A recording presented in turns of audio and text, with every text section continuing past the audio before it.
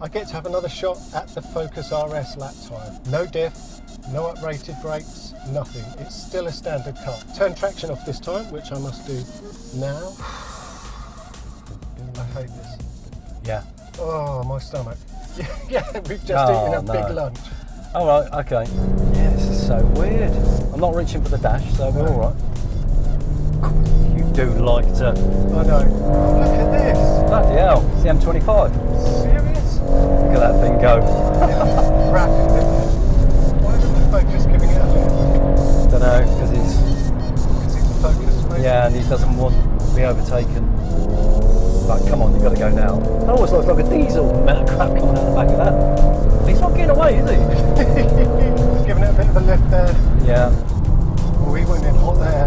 So tear away from it here. GTR. And he wasn't hanging about, was he? No. The M140 beats the Nissan GTR. You saw it first here, chaps. Yeah.